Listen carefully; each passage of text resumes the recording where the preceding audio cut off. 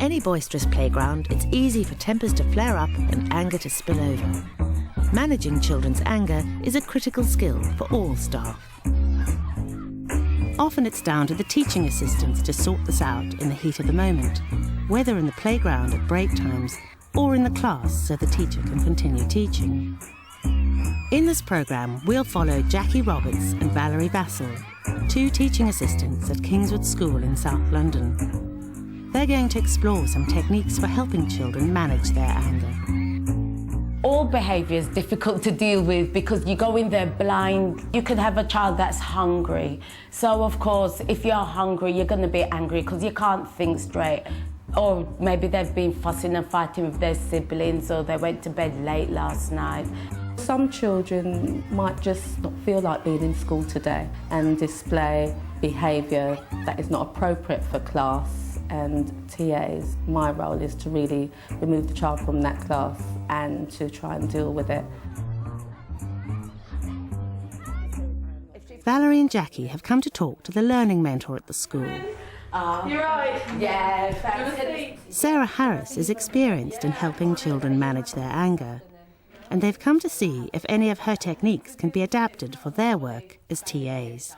The carpet is the worst time. There's prodding on the carpet, there's whispering, especially after play when they've brought in issues from the playground. Yeah. Someone's just suddenly erupted for no apparent reason, and then you've got someone crying in the corner. So you've got four things, four little people depending on you to deal with all these issues all at the same time. Which is more important, and they want justice now. Well, sometimes they don't know how to explain how they're feeling, and then I'm finding it difficult to explain to them because I don't know. Often the mistakes I've made when I've been dealing with anger is the language I've been using with children as well. You know, when you walk into a situation and you assume you know what the problem is before you've actually tried to find out. Oh, yeah, I've told children off and then told the wrong child off, and I'm like, okay, I'm really sorry. And also, it's not about you having to know all about what's going on with the child. It's about them identifying their own feelings and going, well, actually, what choices do I have to make to cool down? And you support them. You like walk alongside them, I suppose, because I don't think we're mind readers. Anger's healthy because everybody gets angry, and it's no different for children. Children get fed up with each other, and I think if we ask children to restrain from showing that anger, then they start to bottle it up, and that's when you're going to have a big explosion. Anger management, what you're doing is you're allowing children the space to be angry, but you're helping them to channel their anger into something that's going to be a lot more positive. Are you a volcano? Now this we could definitely have done with Jackie, because he was like, man, he was a volcano. No, but we didn't need to laugh. Biggest eruption ever, believe me. The three of them are going to look at some of the techniques that Sarah uses to see how they can be adapted for teaching assistants to use in their day-to-day work. They will look at three aspects: the physical symptoms of anger, some boundaries for anger management, and different strategies for expressing anger. I've got some pictures here, and on my first picture, what do you think's going on in that picture? The boy's angry with his dad. First, Valerie and Jackie observe Sarah working on a one-to-one basis with a pupil, exploring the physical symptoms of anger. What are they doing? Can you describe what they're doing and show me? They're going like, their face is really red and they go.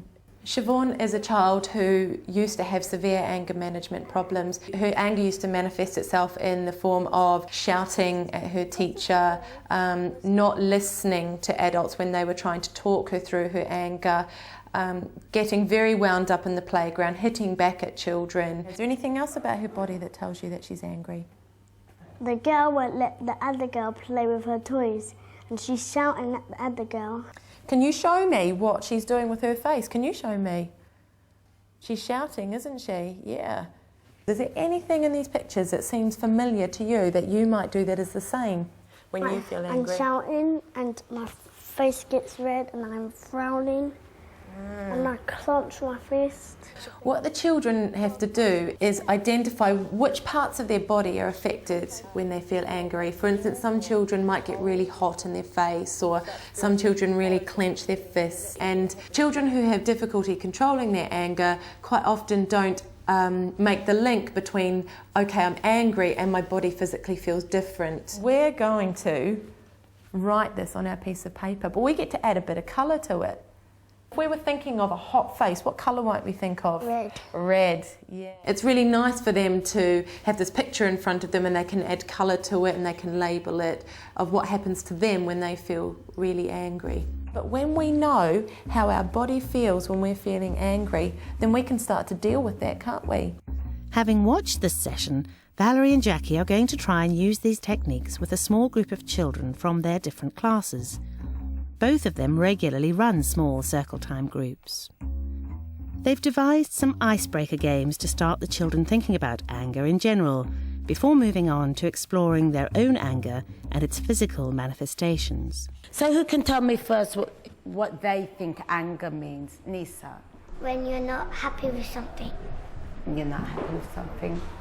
Nishka.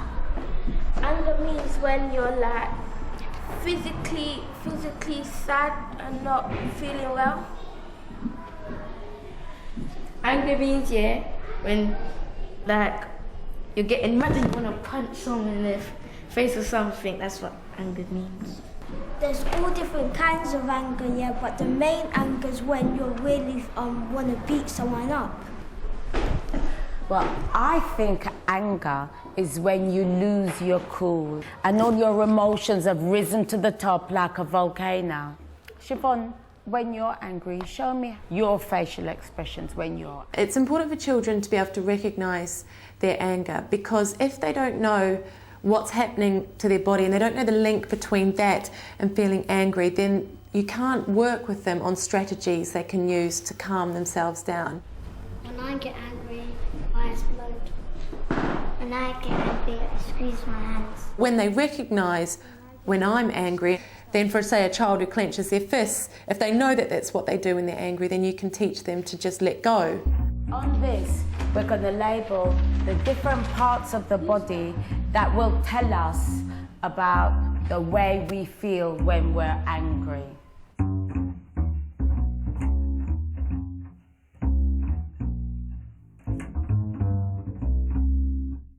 If you were really angry, or anybody in your class was really angry, what do you think some of the rules should be?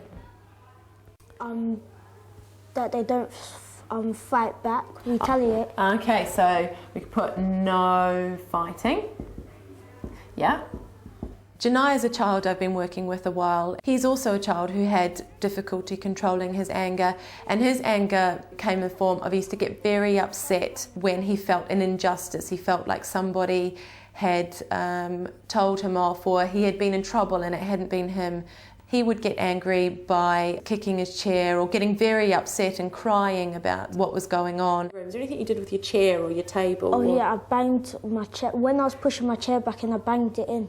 So you banged your chair in. So is there kind of a rule that we might need to put in there? Care for equipment. Care for equipment. So we could treat equipment with care.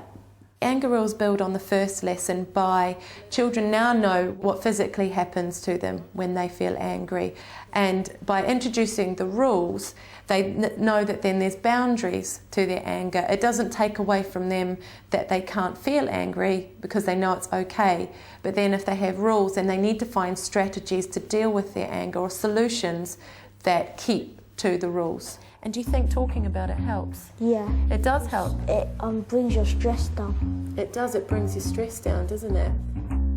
Valerie and Jackie get their circle group to come up with some of their own anger rules in pairs. Now we're going to feed back to the group our ideas on anger. So, Janelle. Don't hurt property, not to slap them up. Try not to hit. Yeah? Don't hit other people and think about what you're doing.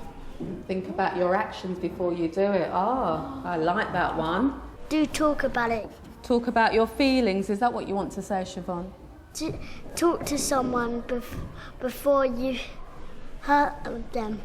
It might be possible for a teacher assistant to refer to the anger rules when they're working with a child who has come into school and you can see that their anger is building and you can see an explosion coming, and the rules allow you to be proactive rather than reactive. When they know the rules, then you can move on to the solution. Never take your actions on anyone. That's marvellous. I love that one because we do that so many times, don't we? Take our anger out and our frustrations out on other people.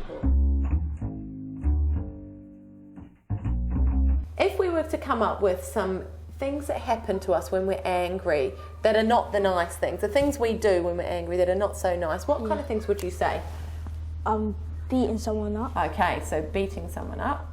The difference between dirty and clean anger comes from either our anger that breaks the rules, which is dirty anger, and anger that keeps the rules, which is clean anger. So examples of dirty anger, they might kick the chairs, or they might punch another child, or they might shout at an adult. And that breaks the rules because they are hurting property and they're hurting other people. If we had to come up with some ways that we could be angry, but we were following the anger rules, what kind of things could we do? Don't fight back. Okay, what could we do instead of fighting back? Go to the teacher. Okay. Clean anger might be going for a big run around the playground at lunchtime, or talking to their friend about it, or 10 deep breaths. So they're things that allow the child to calm down, and they also stick to the anger rules as well. Sometimes it's hard to talk about our feelings, but when we write it down, sometimes we can make a little bit of sense of it, can't we? Yeah, the last one could be counting to 10. Counting to 10, fantastic. This session lends itself well to role play to get children to think about managing their own anger. Hey, stupid. Hey, fat pig. Hey, fat head. Get out of my face. Get out of my face. Okay, thank you. Now I'm going to choose 2 children to show us what they could have done. Right, Nathaniel and Janelle. What are you doing? Do I know you? Yes, you do know me. Why was you fighting me last night? I didn't fight you. Well, I want to fight. Well, I don't want to fight. Yeah, well, I do. Well, I don't. Excellent. Well fantastic. done. And what do you think the best choice you made? I walked away. You walked away. That's absolutely excellent. It's important to give children choices because you involve them in the management of their own behaviour and their own anger. And that's really powerful because if you were to tell them what to do, they're less likely to do it. How did it work when you put it into the group situation? Did you find the strategies were useful for you moving from one-to-one into a group?